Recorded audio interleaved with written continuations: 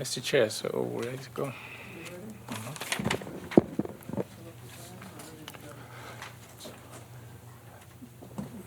May I suggest that you call the meeting to order, then if you want to ask for time, then we can do that. It is now 3 o'clock. This is the July 15th, 2019 meeting of the Architectural Advisory Committee of the City of Palm Springs. Please silence all cell phones and pagers. Mr. Robertson, could you please do the roll call? Yes, Mr. Chair. Vice Chair Rotman. Here. Member Pauline, I'm sorry. Member Walsh. Here. Member Tom Dozie. Present. Member McCoy. Present. And Chair Jacque. Present. Mr. Chair, we do have 6 members in attendance, so we do have a quorum. I don't know if the committee knows, but Flynn is on vacation for 2 weeks, so Mr. Robertson is going to be running the meeting with us today. Could we please have a staff report on the posting and the agenda? Yes, Mr. Chair. So this meeting was noticed consistent with state law on Thursday, July 11, 2019. Thank you. You're welcome. Does anybody in the committee have any revisions to the agenda? I will be recusing myself from item number 1, Lot 10 Pinnacle. Number 2? And I will be recusing myself as well from item 2. So we have 2 members recusing from that. We are good. We still have a You still quorum. have 4. Correct. Thank you. May I have a motion to accept the agenda? Motion to accept the agenda as posted. Second? Second. All in favor? Aye. Thank you. Since this is a public meeting, audience members are permitted to comment on any issue that's within this committee's purview. Comments on an item appearing on today's agenda are made at the time that that item is presented. If you want to speak on an item that is not on today's agenda, you may speak now. Each speaker will have 3 minutes. Anybody to speak on a non-agenda? Thank you. Oh, I'm sorry. Please give us your name and address.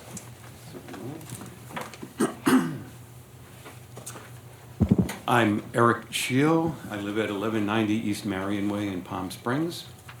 And I am here today representing 1PS, Organized Neighborhoods of Palm Springs. We're a 501c4 nonprofit corporation made up of the leadership of 47 organized Palm Springs neighborhoods. And it's in that capacity, I'm the communications officer for the organization, and in that capacity, I'm also the creative director and author of a publication called the 1PS Guide to Palm Springs Neighborhoods. I think some of you may be familiar with this. This guide has become the flagship publication of 1PS because at its core are profiles of 47 Palm Springs neighborhoods. And it's been just under 3 years since the publication of the first edition, and today I'm pleased to provide each of you your copies of the 3rd edition, just released. With each of the editions of this guide, the publication has become more of a city magazine specific to Palm Springs. And inevitably, one theme that recurs constantly throughout here is the history, the nature, and the impact of this city's architecture. This publication provides a uniquely informative and inviting introduction to the scope and depth of our architectural heritage. It can be an effective way to introduce newcomers or the uninitiated to this legacy that we share and to help others appreciate the contribution that it makes to Palm Springs. And with that, I will pass these around and say that if you agree that this can be useful in furthering the goals of this commission, then I would like to request that you not just read it, but keep it visible and refer to it And if you would like to make it available to other individuals or other organizations that you affiliate with at no cost, my card is in there, so just let me know and we can make a distribution arrangement. And for that, I thank you. Mr. Schill, thank you. Sure. Any other comments from the audience?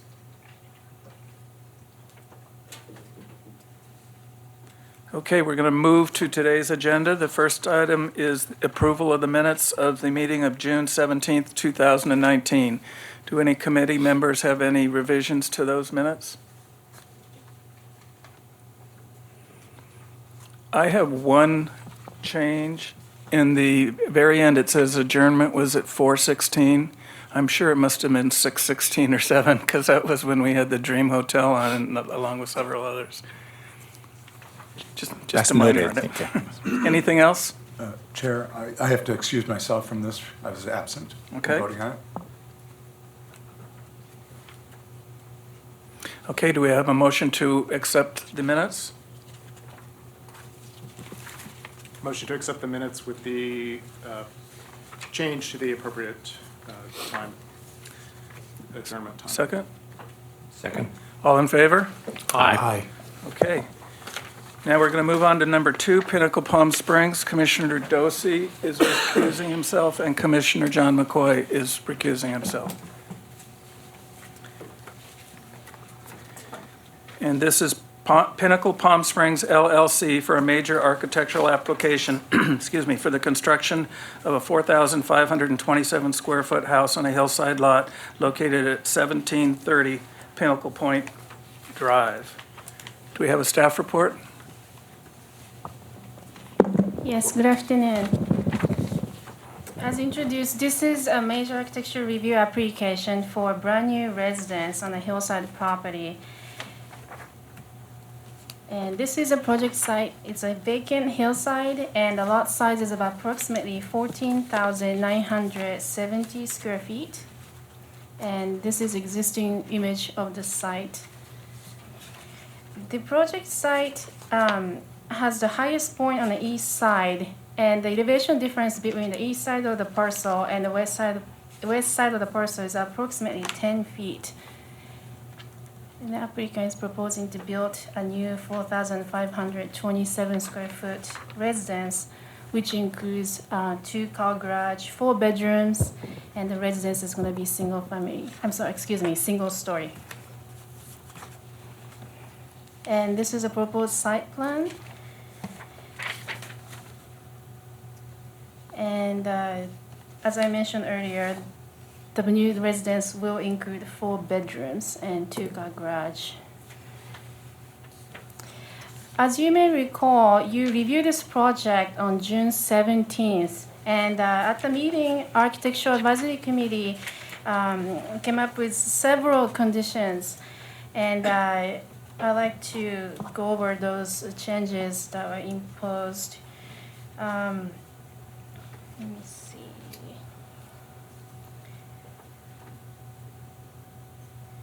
One of the changes that was requested is a change of the primary elevation, the color of the stucco. And that is actually, you can see clearly on the plans that you have in front of you, right here. Let me just fast forward. Excuse me. The color of the architecture element on the front was originally more white of color. However, the applicant has since changed the color to make it a little bit more gray. And yes, thank you. The color board is available. And I'm sorry, keep going back and forth here. And the other change was to create an eyebrow on the west elevation to reduce the sunlight, which has been also incorporated in the design. Do you think, may I go to the front? Yes. And this is the eyebrow right here. The previous plan did not have so much of a projection. However, now it has quite a bit of projection to reduced incoming light.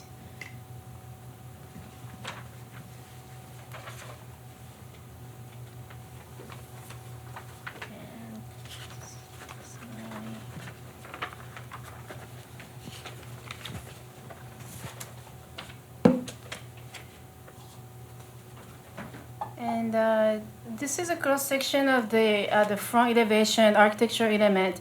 The applicant has reduced the projection by 24 inches to reduce the encroachment into the required front yard setback area. But this is just a cross-section to show what it looks like. Let's see.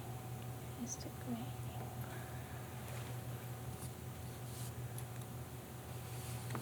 And the other thing that was requested by the Architectural Advisory Committee is to move the entire building towards the rear of the property. After the meeting, staff discussed this issue with the Department of Engineering Services, and engineering department staff actually determined that the moving the structure towards the rear of the property is not really feasible due to the site's topography. And there's been no changes to that, the request by the Architectural Advisory Committee. The front yard landscaping will function to treat the water runoff, as indicated in the staff report. To be exact, this water retention will be incorporated in the design. And let's see.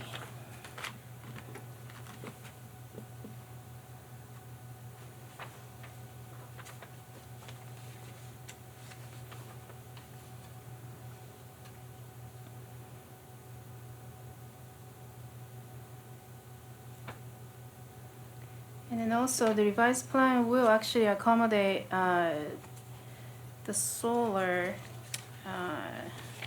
It's going to be a solar panel ready roof, which should be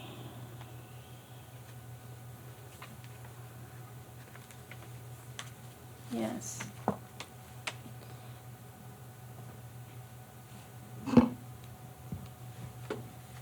It is hard to see, but this is the area where the solar panel will be installed. There will be a slight slope on each section of the roof so that the proper drainage will be provided. However, the solar panel will be located somewhere around here.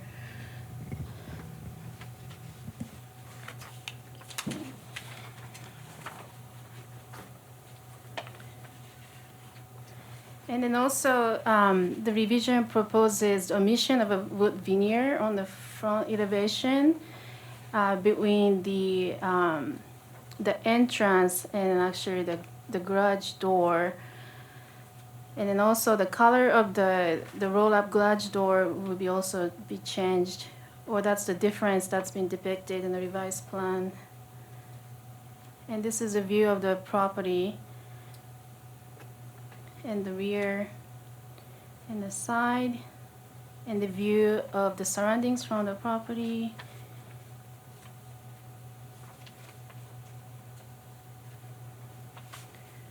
And the other requirement was the applicant to provide the details for the light fixture, and this is the specs for the new light fixture. It's going to be recessed lighting. This is going to be attached or installed on the building.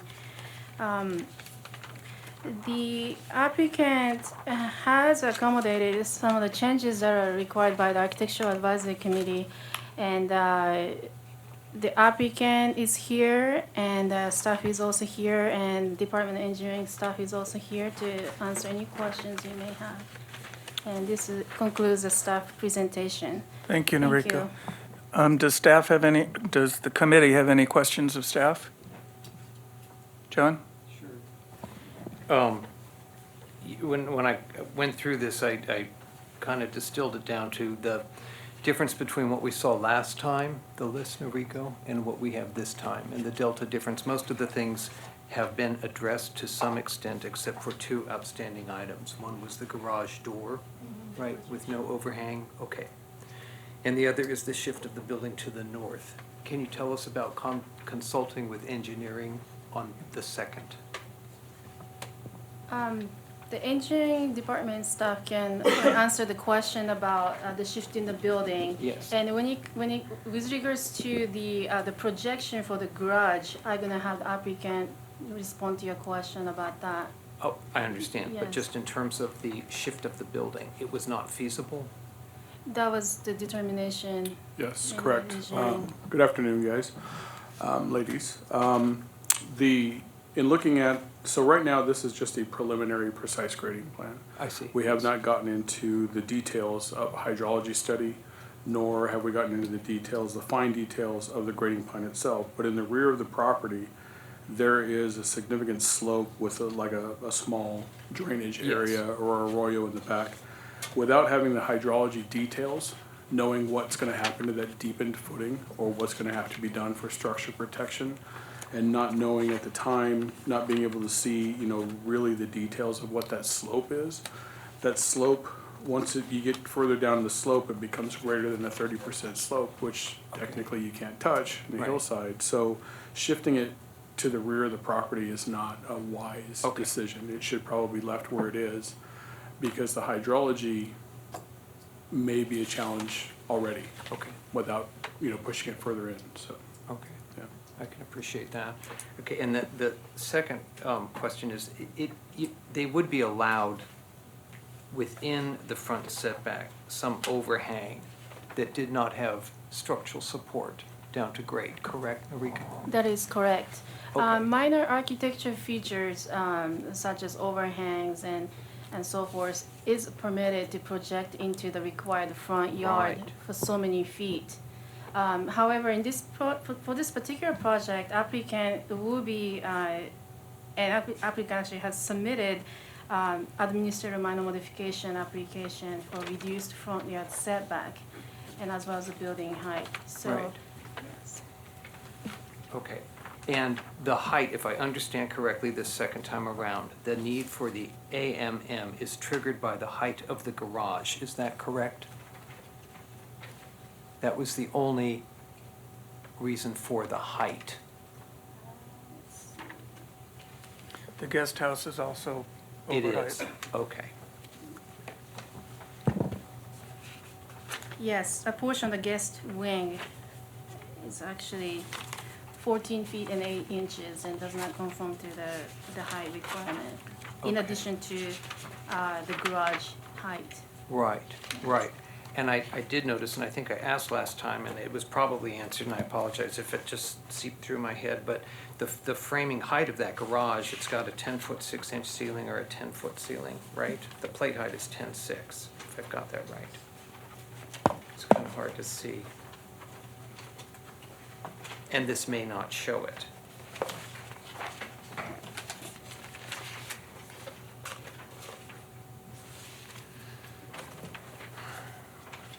Yes, I'm going to have Yes. the applicant respond to the Understood. question. Thank you. Okay, and thanks, Noriko, that was it for staff questions.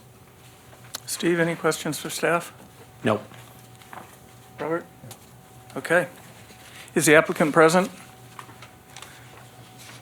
Please come up and give us a report.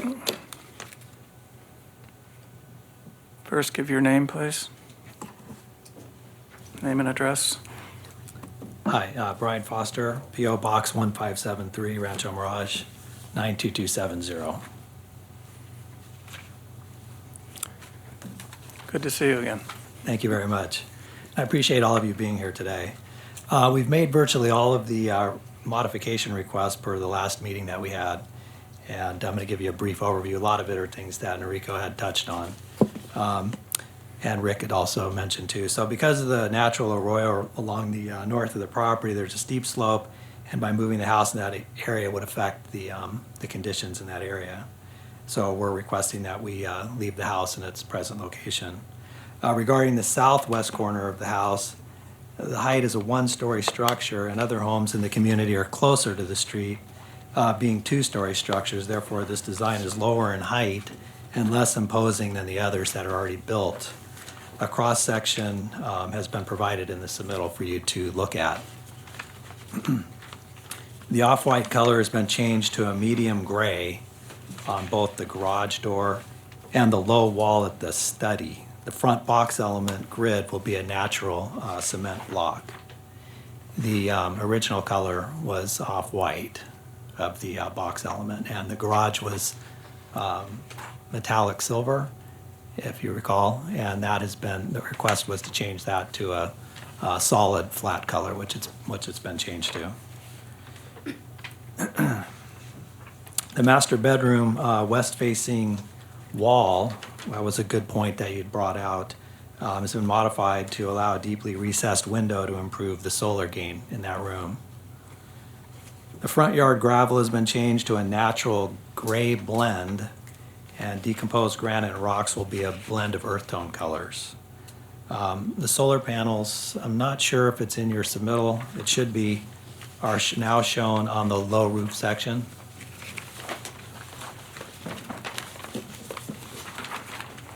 They are, And the roof plan. It should be there. yeah. Is it there? Okay, yeah, there it is. Okay, good. And the roof plan also shows the direction of the water runoff on the low roof component in the walkway. There was some concern of the water retention areas at the front. I think everyone knows what the purpose is, and I think that probably the best way to handle the appearance of it, from looking from a swale, would be to fill that with rock and make it look more aesthetically pleasing and more level, smooth. I've provided a cut sheet on the overhang lights showing the how this light that we're proposing works, and I also brought a physical sample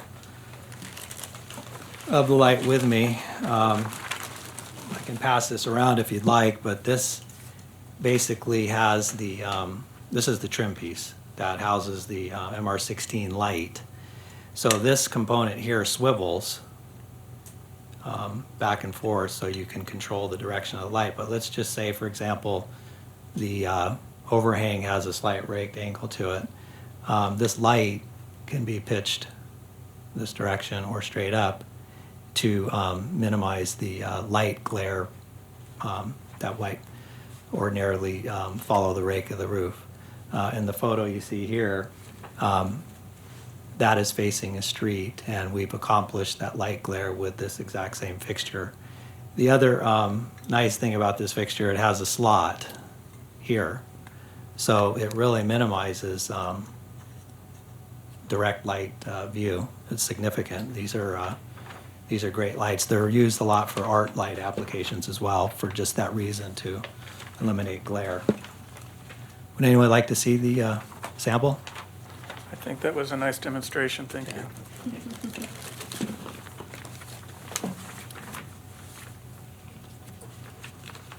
In closing, we do understand the purpose of this forum and appreciate everyone's input.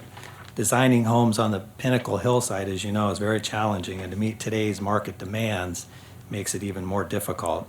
Your understanding of this is very important. Thank you. Questions for the applicant from the committee? No? John? Robert? Yeah, I apologize, I wasn't here at the last hearing, and so tell me exactly where the light fixture occurs. Is it over the living room? Is that the overhead? Yes, these are. There's 4 light fixtures in the large overhang, and the cantilevered overhang adjacent to the kitchen and living room area. Okay, all right. And then the other question I have is, accent 2 color, is that only behind the block in the front? Yes, that's correct. That'll be the wall color behind the block, which is the same as the garage door and the wall at the study. And then the block is natural cement color. So my question to you is, how did you come to select that color?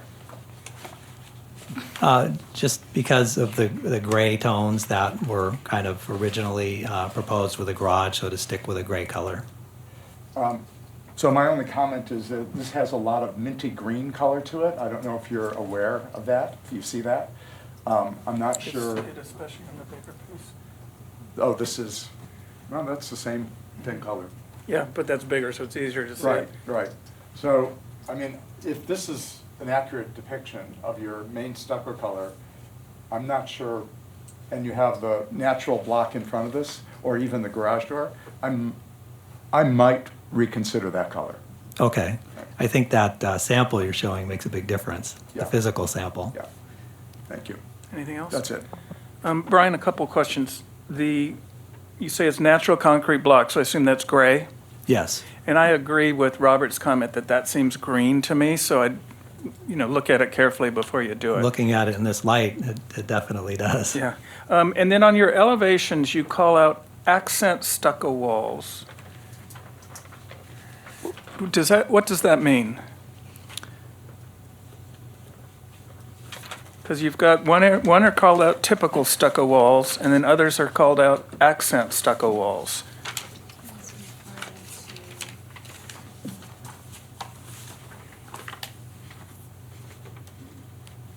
If you look at the front street elevation, you can see the different call-outs. The accent stucco wall is the Dunn Edwards 6228. So it's just a different color, it's not a different texture. It's a sand finish, so it's a different texture than the block, for example. So No, but where you call out accent stucco or you call out typical stucco, that's the same, it's just has Yes. different paints on It's it. just a different color, that's correct. And then just to clarify on the garage door, it's still going to be a metal panel, but the panel is painted? Yes, that's correct. It would be the, And I assume it's a shop painted finish, so it's, no, it would be painted to match the Dunn Edwards color. okay. So after looking at that color, I do think that that it has a hint of green, that we should probably change that. Okay, any more questions from the committee for the applicant? Thank you. Sure. Okay, comments? Who's ready to go first? Can we start with Steve? So I think, it's certainly my concerns, I think, have been addressed. Again, I think Robert's comment on the color, I agree, it's a little off, but I think addressing that, I think, covers it. I think everything else that we brought up has been addressed. Thank you. John Walsh? This is kind of an observation because I think this is the second one that I have been on the committee that is in that subdivision. And it seems that all of the lots that are developed there seem to need exception to building envelope issues with the planning code, AMM. And it's just kind of interesting. And I don't know if one neighbor starts it and it begins a precedent or whatever, but I can see certain ways in which it could be avoided. And sometimes these things are self-inflicted. That aside, there could be something problematic with the basic lot dimensions that is kind of giving them need to do this. And you'd have to kind of get into it a little bit deeper, but it seems to be the pattern of these parcels that come forward that are being developed. They have, it's certainly addressed the issues that were brought up and of concern last time. My heart of hearts, this thing still has issues in terms of a huge amount of west-facing kind of unprotected glass and issues that create a tremendous amount of solar heat gain that are at a perfunctory level addressed, but I really don't think it kind of solves a larger problem, and it doesn't necessarily integrate good heat gain control through architectural elements as well as it could. So those are just kind of general observations. It's come a delta difference from where it was, but yeah, I'm still uncomfortable with multiple elements on it. Thank you. Robert? I'll just leave it at the color change. Okay. First, to address John's last comments, I think the reason that the city has set up this process for Hillside residents to come to the architectural advisory and planning is because they recognize that the lots are different than just a flat lot in town. You can really see it in some of the older neighborhoods like the Mesa, Right. where people have built right up. So it's, it is a challenge. But I'm always have a challenge when a developer takes a hillside lot and creates a flat design to the house. Specifically on this house, the projection of the side element to the left of the block panel that comes out into the setback is a unusable architectural element, and I think it definitely adds to the style and character of the front of the house. So I wouldn't have any problem supporting this reduced setback, especially because it's not adding buildable area. I would also support maybe 1 foot less a setback at the garage so they could build out the front of that wall so the door seems to be inset a little further than the 6 inches that it's inset. The one question I didn't ask Mr. Foster is on the roof plan, it shows where the solar panels are, it calls out a detail that would show us the height of the parapet, but that detail isn't on the drawings. So we just want to make sure that that parapet is tall enough that it does shield those solar panels.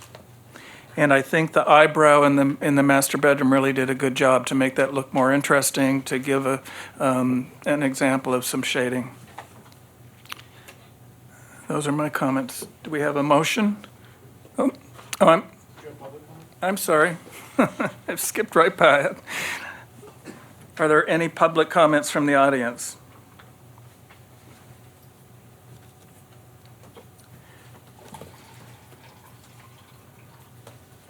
I'm sorry, I didn't mean to forget you. I'm Gemma Marshall, 1743 Pinnacle Point.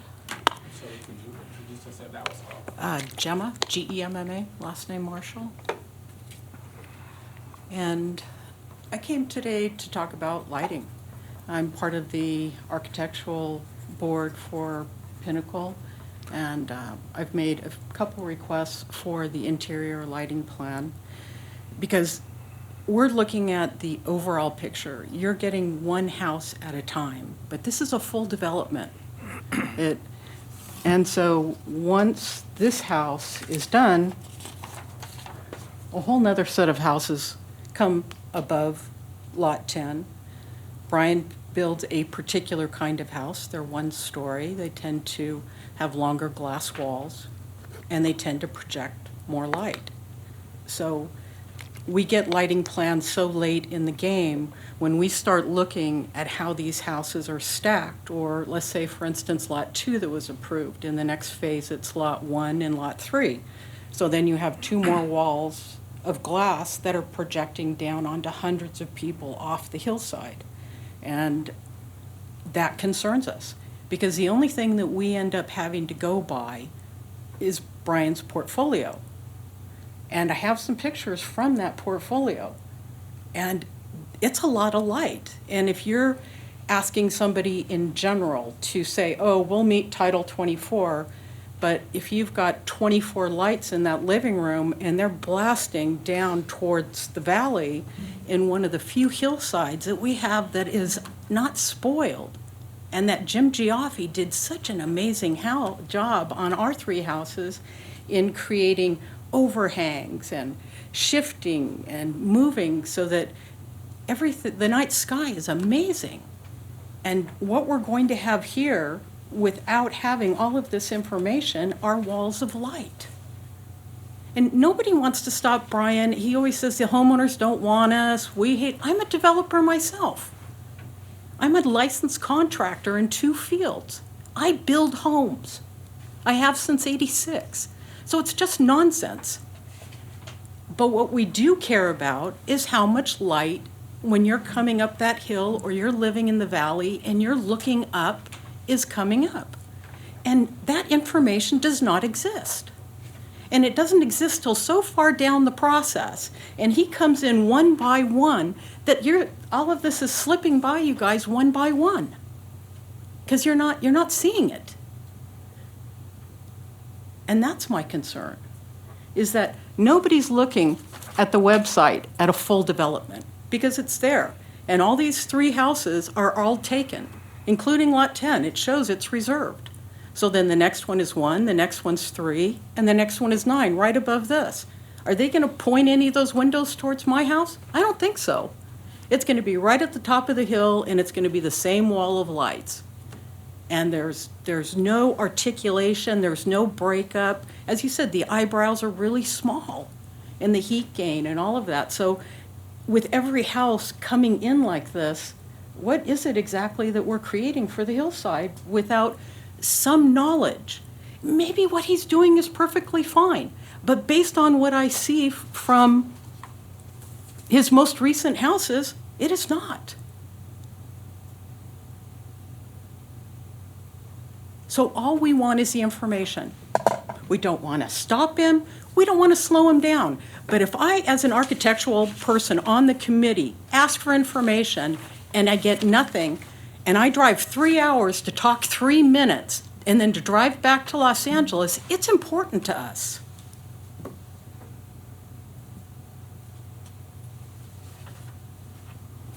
Thank you. Thank you.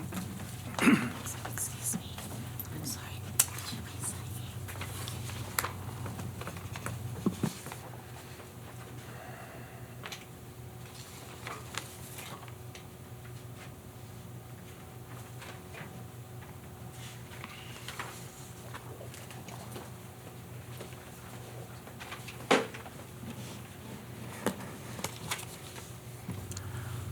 Hi, my name is John McCoy. I live at 1650 Avenida Sevilla. I am speaking as a resident of Palm Springs and in no way representing the Architectural Advisory Committee. I would like to comment on the project, respond to one of the applicant's comments that a 1-story house is less imposing than the existing 2-story houses. The way that this is designed, with an 18-foot wall facing out to the entire neighborhood, is not less imposing. As the other neighbor mentioned, at night, we don't know how many lights are on inside. We have had a minor discussion about a couple of lights in an overhang, which we saw a perfectly acceptable fixture. But we don't know where those are. Where are they in the overhang? With the new overhang that he just added, are there any lights in there? With the other overhang extending out on the south side of the pool, are there lights in there?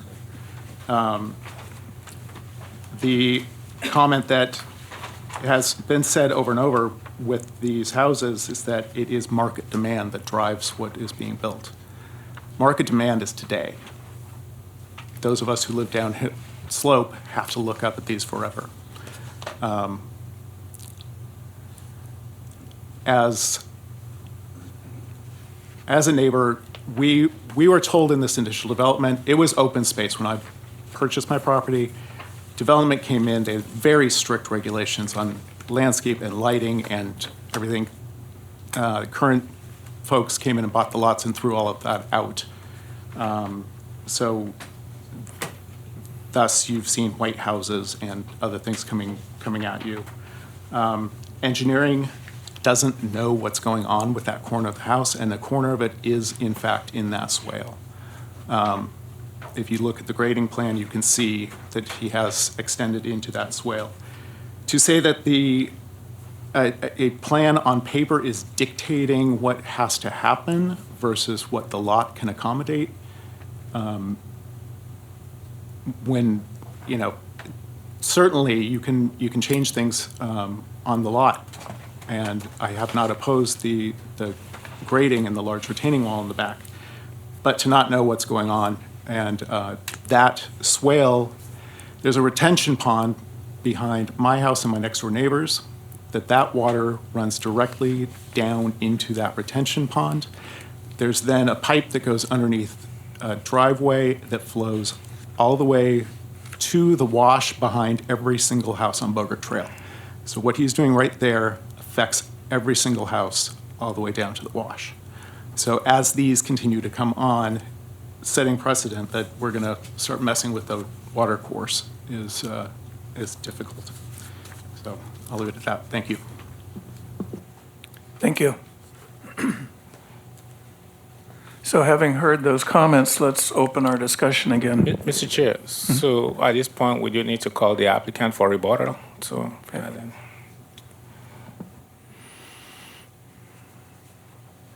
Thank you, Edward. You're welcome.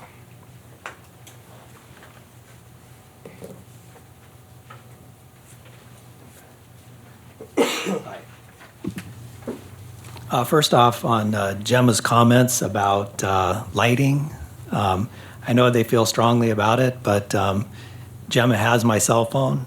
She has my email address. I've encouraged her to contact me, meet me if she has absolutely any concerns. Instead, she likes to run here and convey to all of you her dissatisfaction with multiple things. It's appropriate, she, as being a board member for an architectural committee, to reach out directly to a homeowner or property owner and work through the process. I submit plans and I get no response. There's no cooperation. It's just constant nonsense. Getting to the lighting, it's very aggravating because it's so obvious. Let's just say we built this house and we had 1 or 2 lights and it's insufficient lighting.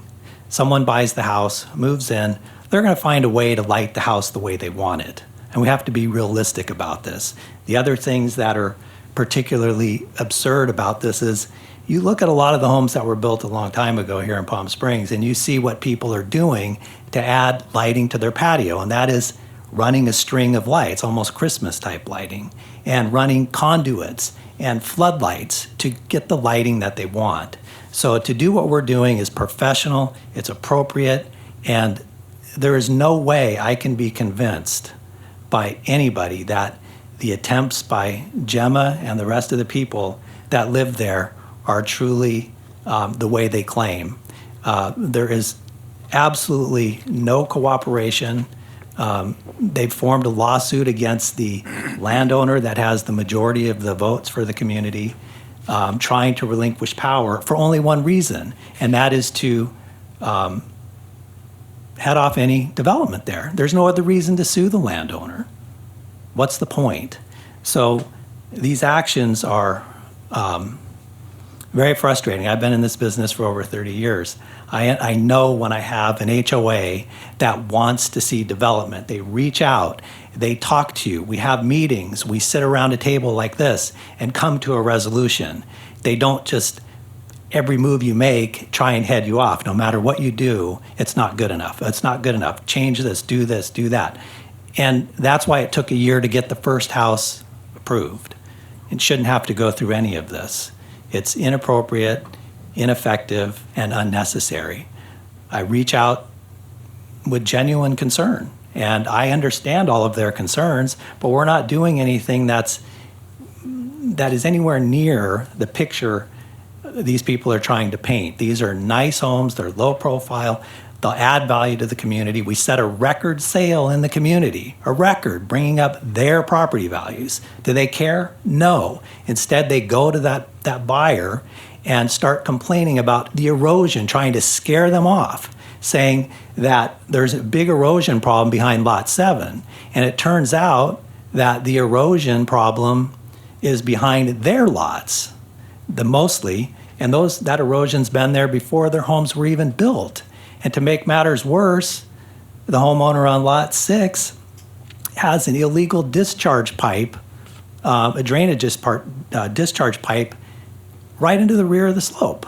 I have a photo of it. Shocking that these people would even go to these extents to do whatever they can to head off development. So if it really was a court of law and we had to sit down and look at the facts, it would become evident that all of these people are completely using this system, this forum, to head off any development there.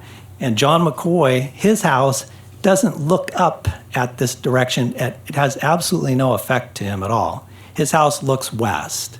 So his house is sunken down so far with a huge retaining wall, it'd be impossible to even see this house. It'd be impossible for him to see any of the houses at Pinnacle. And I don't appreciate these people coming and making these claims. It's probably more of a reason because he rents his home, or at least it's online as a rental, and it probably would interfere with his rental income, which is understandable to have development going up. People that rent homes don't want development. And I could appreciate that. But instead, why not just be honest about it? Come in and say, this is going to affect my income, and then maybe we can help mitigate some of the noise or traffic or things like that. But nobody wants to be honest. Brian, we're here just to talk about the architecture. We're listening to comments from citizens, excuse me, who don't necessarily have to be adjacent to the property, but they can be concerned for how what's built affects the city. But we don't need to talk about who's renting a house, who's doing what. I think we just need to talk about the specifics of this particular house. And to answer one of Jenna's comments earlier about why don't we look at all of these as an overall project, they're not submitted to us that way. And so we have to just look at the individual applications that we get. And it's not really possible for us to create a neighborhood concept. That's what the HOA is for. And I know there's been problems there because of ownership changes and things, but our job as the Architecture Advisory Committee is to look at the architecture of this one house. And that's well said. And we welcome the HOA and the homeowners there to reach out directly to us through the process. And if they have any concerns, we will gladly incorporate them into the design. We're not unreasonable to deal with. It should be a simple, positive process, and we're willing to make it that way if people would respond that way. Do we have any additional questions from the committee for the applicant? I don't have any. I wanted to let you know that the garage, because it was last time you had a comment about the recess of the garage door, so one of the ways to accomplish that would be to pop out the front face of the garage, and that's something that we'd be happy to do. Thank you. Sure. So let's open the discussion again and see where we go.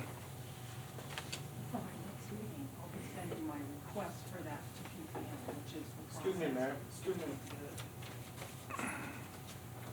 Sorry, I don't like it when people lie about me. Excuse me. No, this is not. John Walsh? Again, I would reiterate the fact that the difference between what we saw last time to this, they have made the improvements that we had wanted to see. I think that the one exception would be something additional in terms of an overhang extension. Doesn't even have to go to the ground with the garage door. And I have made my comments about other concerns on the fact that it has a lack of solar shading. Robert? Well, we've had this on other projects that have come before us on Pinnacle Point. We've had the same concerns with the amount of exposure in the living rooms primarily, huge expanses of glass. I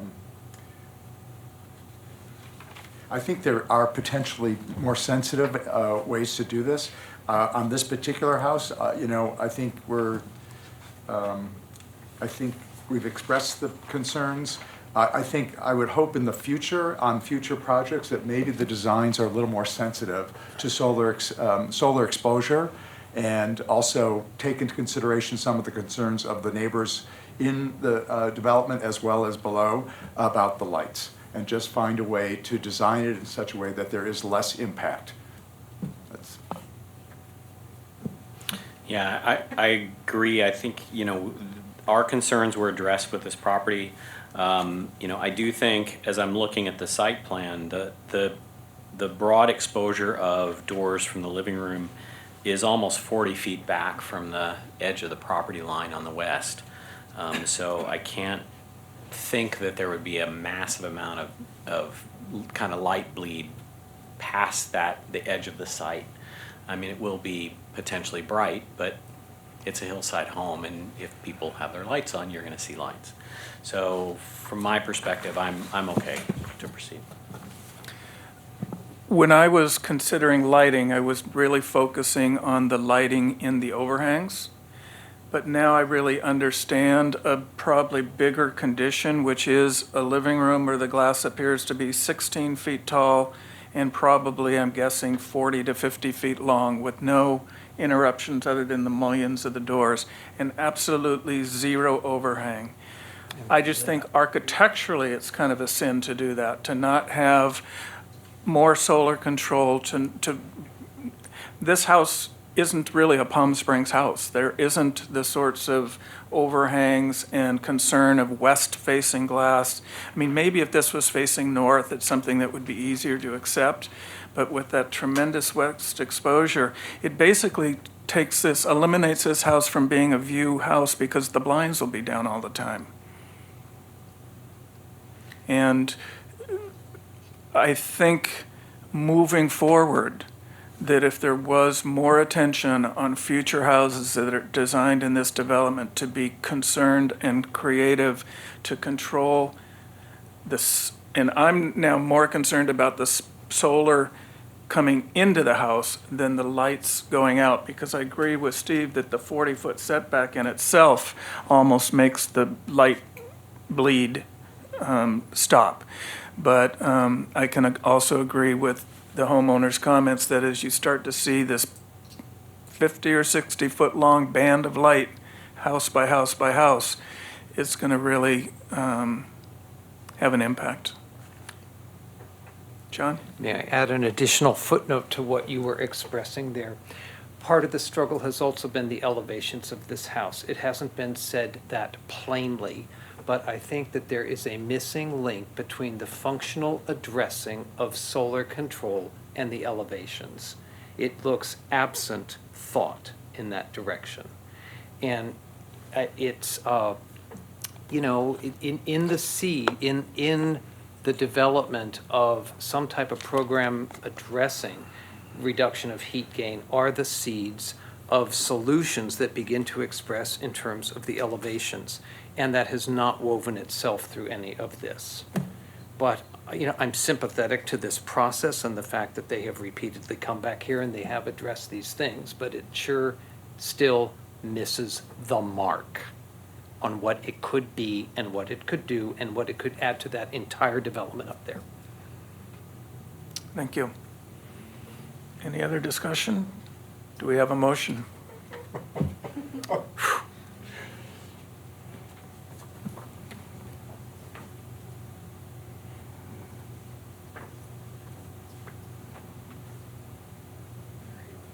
It's a tough one. I mean, I think our comments have been addressed, and I think we're at a position that we should approve. Any conditions? With the one color choice and potentially looking at the garage setback.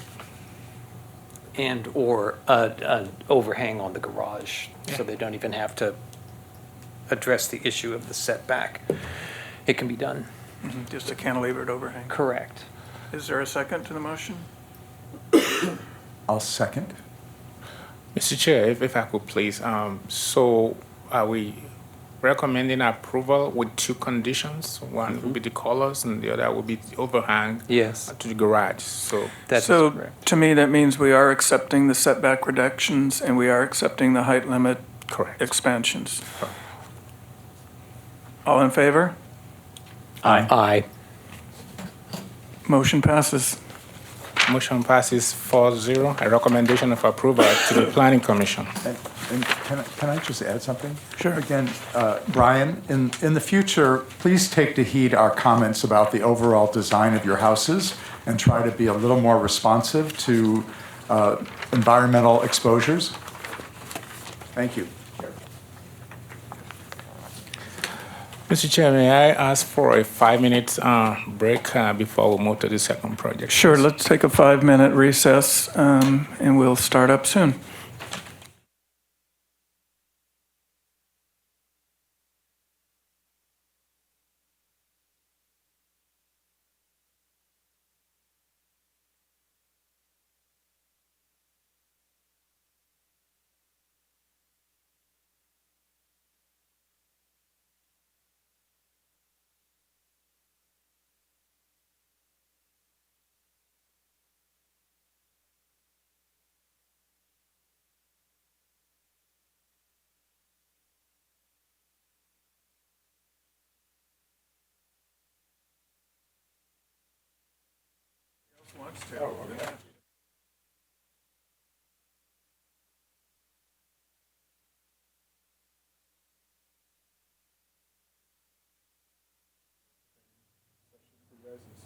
I had some stuff come up and I couldn't be there and I could do it. So I'm gonna be putting something together and have a few members from AAC and a few members from planning commission also there. And it's really to address.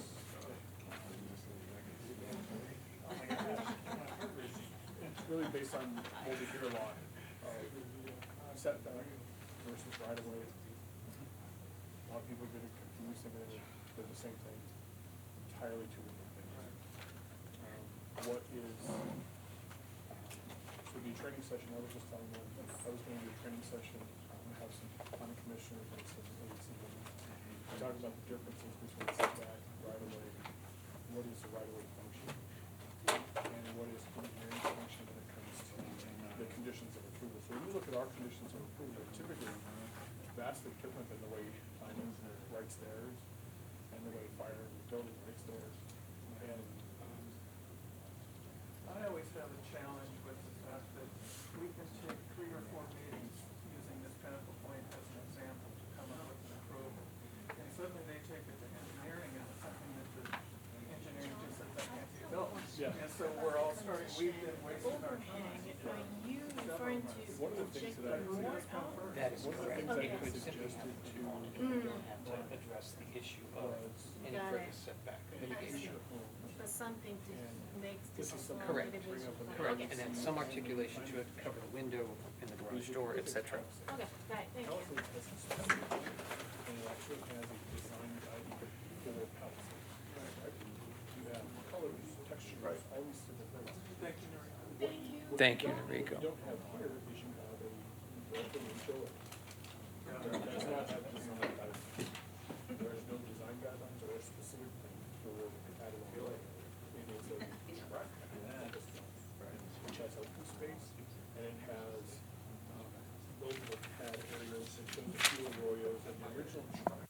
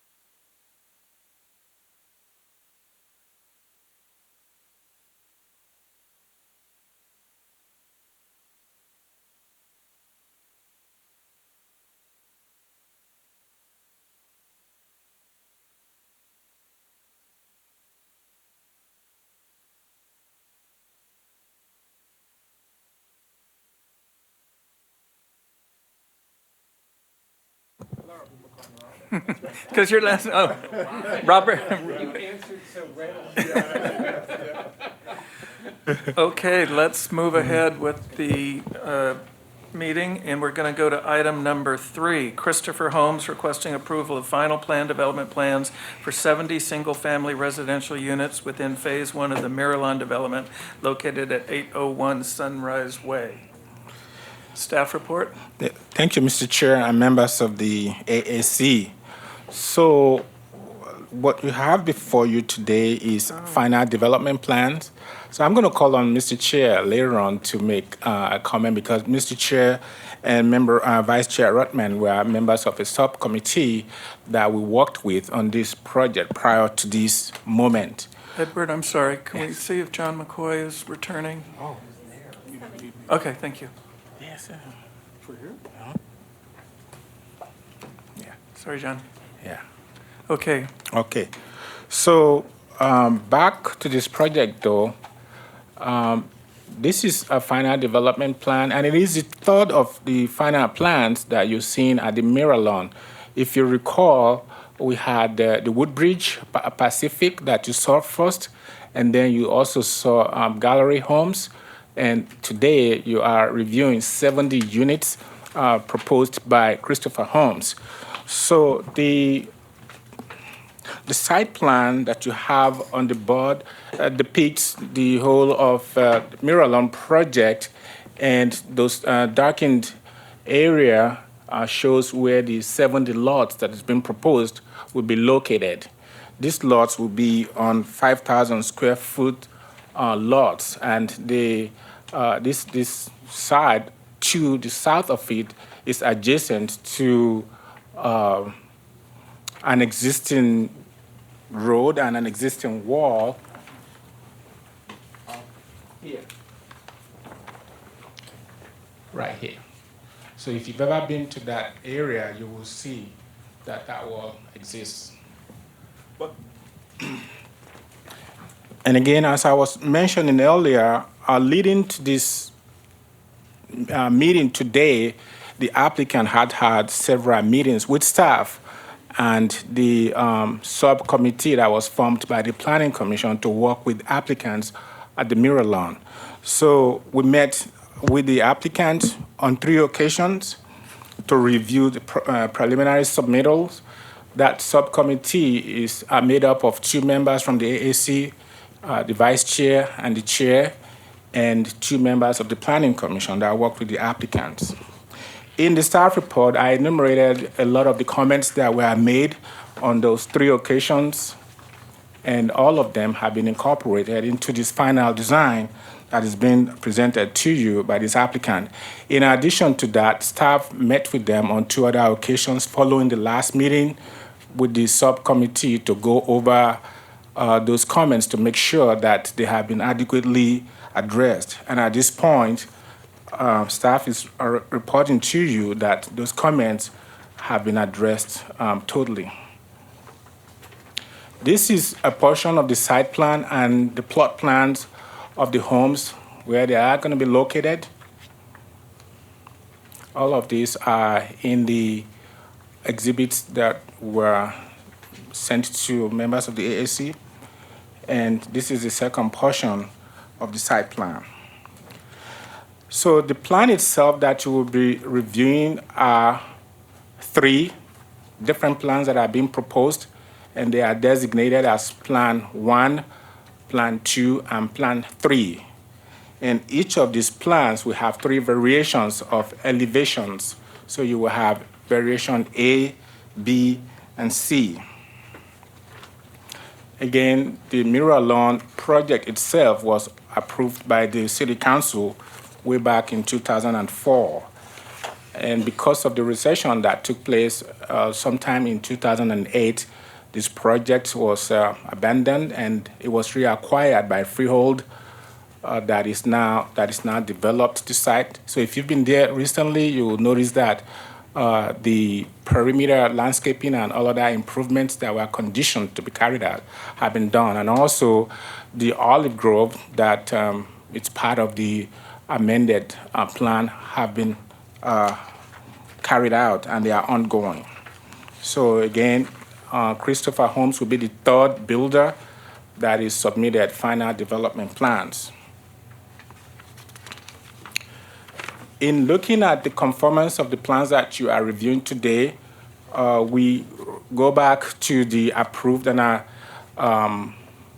amended development standards and guidelines, both architecture and landscape, that the City Council approved in 2017. In the last review, those guidelines were reviewed and passed along to members of the AAC. I'm pretty sure that all of you are aware of those guidelines, right? You're looking at me like, okay, all right. So the design guidelines, both for the architecture and landscape, is what we use to evaluate conformance for this project. So as I said, each of the plans that are before you today are 3, plans 1, 2, and 3, and each of them will have variations A, B, and C. So on the board now you have variations A, B, and C, and then you have the floor plans for each variation, and then of course the elevations, the drawings that shows the heights, setbacks, and whatnot. They are all consistent with the approved setbacks, the density, and the lot coverage. The applicant has provided 3D drawings to show each of the variations and each of the different architectural styles. So instead of going through all, because it's exactly the same plans as you have on your exhibits, I would just run over this, show you some of the street scene plans, and then the landscape. The landscape that's been proposed at this point is just for the typical front yard landscape, and that is all the code requires. And there are some specific guidelines and specific selections of plantings and trees from the approved landscape plan.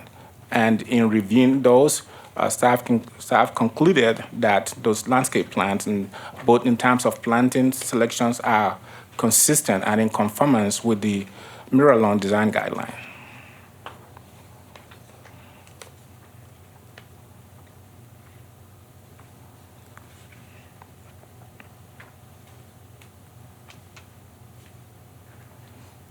So here is an exhibit of the landscape, the street scene landscape, and how it relates to utility. Because if you recall, in the last final development plans that you reviewed for another builder, placement of landscaping relative to utilities were an issue. So because at the last review, you asked that applicant to provide an overall landscape showing where trees will be placed relative to where utilities are. We've also asked this applicant to do the same, and here is the plan. So this next slide is a typical front yard landscape plan, which is consistent with Mirror Lawn design guidelines in terms of tree selections and other ground covers. Here is the street scene that I talked about, showing the different plants and different elevation variations.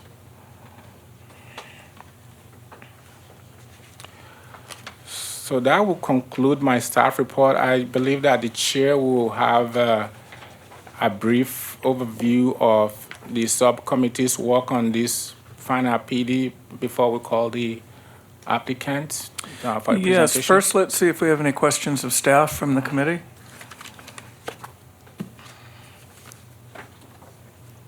Any questions? Okay. None at this point. Before we have the applicant give us our presentation, I just want to give the committee kind of an update of what we did. As a subcommittee, 2 of us from AAC and 2 from the Planning Commission have had 3 sit-down meetings with the developer, their architect, their landscape architect, and had very productive meetings where we went through a lot of minutia, a lot of detail. We went through things on the larger global scale for the project. And I think that this final submittal that we're seeing now has really taken all those comments to a point where it's almost beating a dead cat if we try to come up with much more. I think, except for if there's anything that committee's members see that they think are really glaring issues, we certainly would discuss that. But I think in general, as we talk about the colors and the details, we've done that a number of times, and I know that also the developer and his team have had a couple of meetings just with staff, without the committee there. So they've responded very professionally. And part of the concept of doing this subcommittee was so that when they come finally to our committee and to Planning Commission, that it's pretty much an acceptable project. So let's listen to the applicant and see what they have to say, and then we can do some more questions and comments. Chair? Yes, excuse me. Edward, would you, this is a review for the final PDD. Would you just explain a little bit more about what that means and what we're really reviewing? Okay. Thank you. Thank you, sir. So in our code, there is a review concept called Plan Development District. So every Plan Development District application has two review and approval process. So the first process is the preliminary plan development district. That is the time that you review the overall concept, site plan proposal, the architecture, the type of architecture. You review the massing, the layout. You do not review them in details at that time. And if there are development standards that will be proposed, that will be the time that you review them. You also review the conceptual landscaping at that point. So that comes before the AAC. When there is a recommendation for approval, it goes to the Planning Commission. They also review the same, and they review the use that are associated with that proposal. For instance, if there are going to be special setback heights involved or lot sizes involved, Planning Commission, we approve and recommend approval to the City Council. So the City Council is the final approval body for preliminary plan development district. Now, that is the first phase. Second phase involves final plans of those preliminary architecture and design that you saw at the preliminary stage. If there are conditions or comments that you want to see on the final products, that is the time that those are expected to be incorporated into the plans, and that's what you're seeing today. So what you're seeing today is a final product of a preliminary approval that was done in 2004 and 2017 when the new ownership of Miralon acquired this project. So at that time, there were comments and conditions recommended by AAC, and that's part of what you're seeing today. So your role today is to make a recommendation of approval, and if there are additional conditions that you may want to add to this, that will go to the Planning Commission. So at this point, the Planning Commission will be the final approval body of the final development plans. So that's what you see today. Did I answer your question, sir? You're welcome. Any other questions of staff? Okay, applicant, can you approach us and give us your comments? Please give your name and address and sign into the little pad there.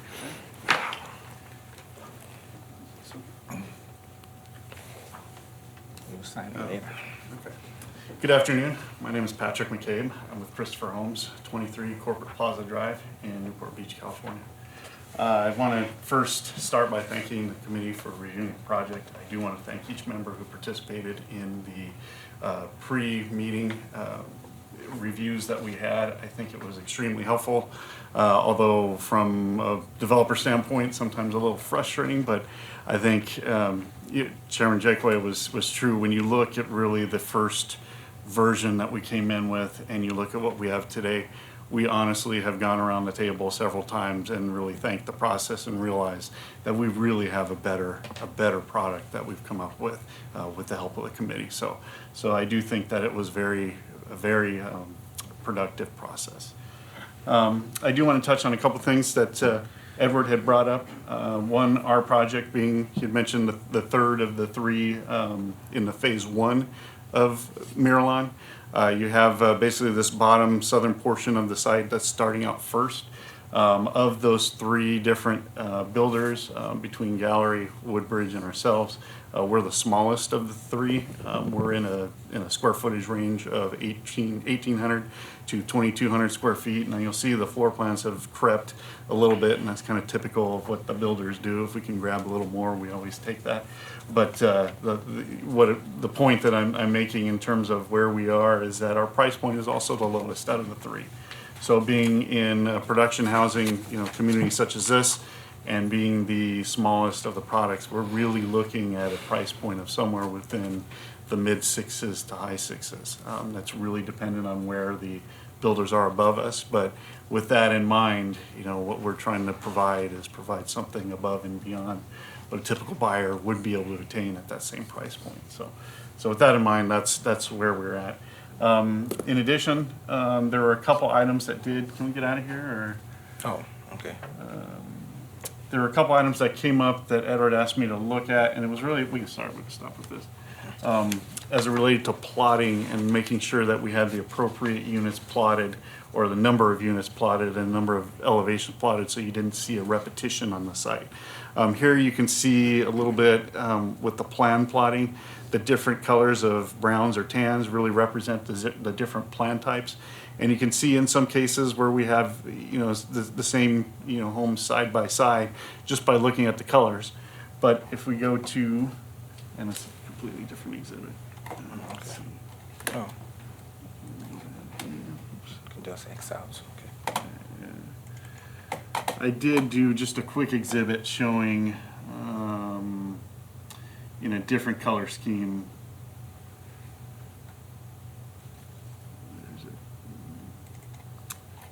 The elevational plotting, and it's a little bit easier to see here. You can really see the differences as to which elevations sit where on the site.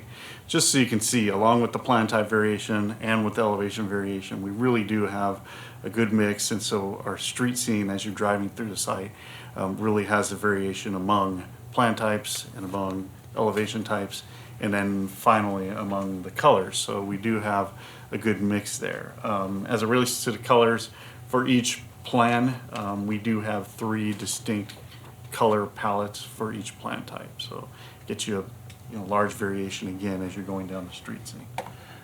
The other portion of the site I'll bring up right now as well.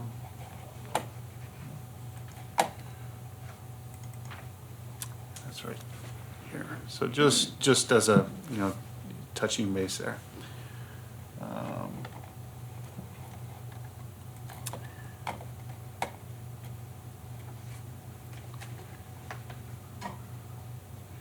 Finally, just a quick matrix again to show that the number of Plan 1s, Plan 2s, Plan 3s. We obviously go into this with market research, even our own favorites. That usually ends up getting plotted on the site just based on sometimes how the lots fit, how they arrange. And we've come up with these percentages as it relates to each plan. The Plan 1, out of the 70, there's 20 units, which equates to 29%. Plan 2, 31 units, which is at 44%, that being our favorite. Plan 3, 19 units at 27%. Just as a side note on the Plan 2, the Plan 2 comes with a variation. There's a bedroom component on the front that will change from, what is it? It's not ours.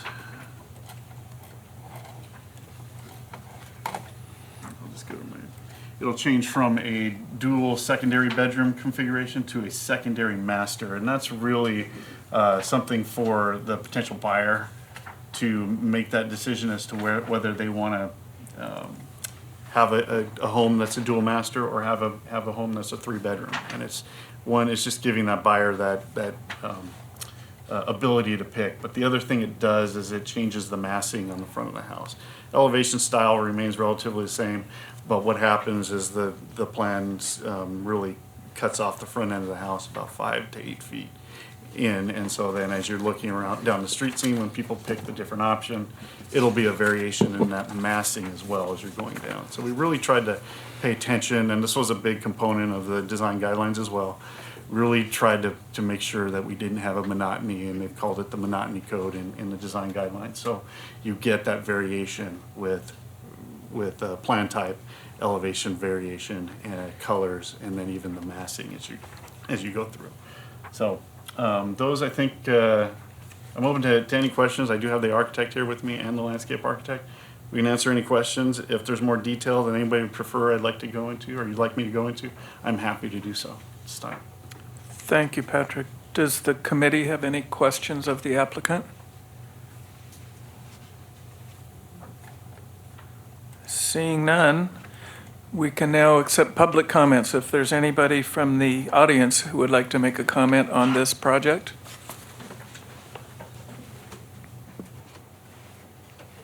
Seeing no public comments, there's no need for rebuttal, obviously, so we'll move to committee discussion now. John McCoy. Question to those who are on the subcommittee. As I look at the comment of subcommittee review, at the bottom it says the applicant has submitted revised plans incorporating some of the subcommittee's comments to the designs. Of what your discussions entailed, did they meet your primary concerns, and are you satisfied with those that they did meet, or are those any of those that you feel that we should know about and take a closer look at? Robert? I have to go through the list. Well, I'll just comment that there were a lot of comments that we made that weren't requirements. It was just, and if they were to act on one, it would kind of negate the need to take up the other. A lot of what I appreciate the most is there was a lot of massing where the roofs were really heavy above the garage doors, and some of the massing on elements of patio covers and things, and that has been addressed very well. They've added in a lot of things like reglets in the stucco, so instead of just a big wall, it's got a nice little pattern to it. We've tried to create at least some shadow line around the windows, what they did. They had clear story windows that weren't necessarily lined up with each other, and now we've got a good element. So I think they certainly picked up on the spirit of what we were looking for. Thank you. Robert, did I miss anything? No, I would concur.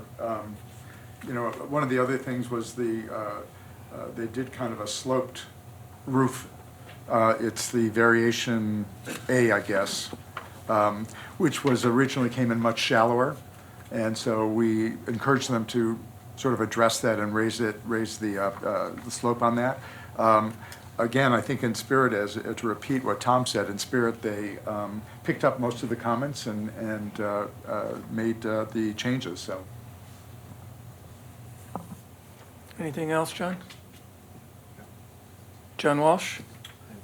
No comments? Steve? Tom Dosey? Some landscape comments. Sure, you can comment on anything, but since you're our landscape king, let's start with that. Edward, I did have one question. So the interior courtyards will be installed or developed by the homeowner? The interior, meaning?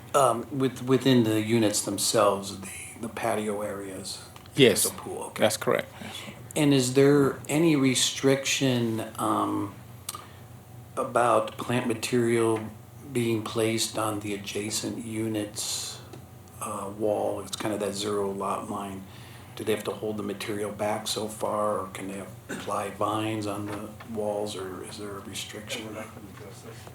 Okay, you can come up here, please.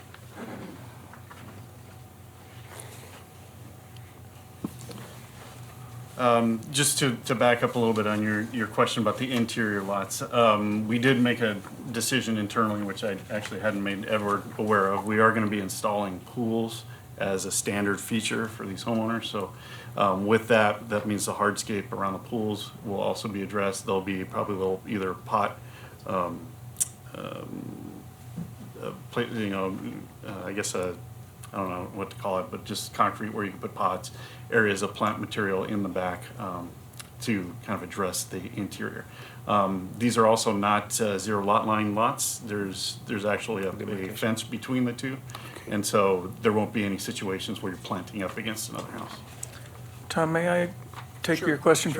Is, either for either of you, is there a restriction on the landscaping that faces the common area? I know we've talked about the front yards, but on the band of lots that backs up to the olive orchard, it even looks like, are you landscaping on part of the common area? So where you're seeing that dark green, that's going to be master developer installed landscape. Okay. Yeah. And there's a very low retaining wall. It's actually about 6 to 8 inches out of the ground on that back area. To be honest, we're trying to figure out how to address that, whether it's going to be a fence, whether we can trim it out and give people a little bit better access, because there will be a view fence along the edge between the dark green and the white as well. So were there restrictions, Edward, on what either this developer or the individual homeowner could do within their own property at the rear of those lots that face the common area? No, there is no such restrictions in the design guideline. Thank you. Okay. Thank you for your response. I think in terms of the landscape, the only recommendations I would have is, because of the conditions out there, some of the plant material that's called out as 1 gallon be increased to a 5-gallon size. Just either because it's slow growing or just the survivability, I think you'd end up replacing a lot of material at 1 gallon.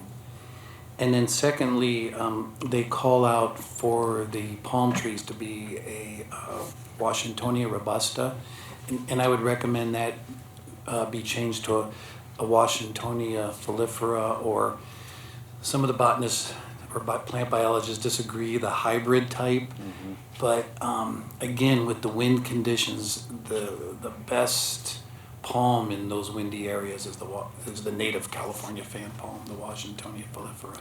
I do have the landscape architect here. Would you like to have her come and address some of that? I'm good with that. She does own a home out in the area as well. So Can you explain to me why? Is it less debris from them? No, the Mexican fan palm is the skinnier of the two, so it grows faster and taller, and the fronds tend to. It just doesn't have the strength and the structure that the foliifera palm has.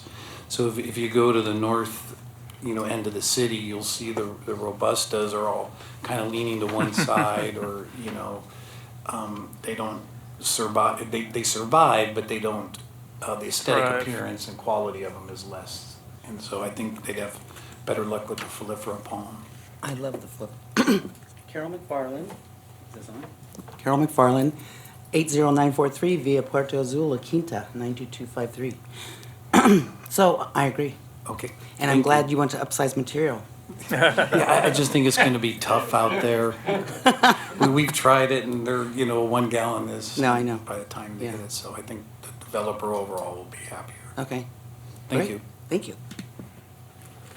Anything else, Tom? One other plant, the blue fescue. I would just maybe review that for survivability again. Yeah. With the wind conditions and the heat. Sometimes you might make it through 1 or 2 seasons, but Right. you might not have a great survivability. And they're difficult to get in 5-gallon containers anyway. Yeah, so those could be ones, but maybe it's like I'll look at something blue else. elf or some other type Okay. to give you. I like the effect though. Okay. Thank you. Robert? Comments? I have no additional comments. Do we have a motion? I'll move to approve as submitted, and with the added suggestions by Member Josie on the landscape. Mike was off. Sorry, do I need to repeat that? Yes, please. Please Yes, do. please. I move to approve with the, including the comments that Member Josie made regarding the landscape materials. Do we have a second? Second? Steve? All in favor? Aye. Aye. Any opposed? I want to thank the developer. You did a great job.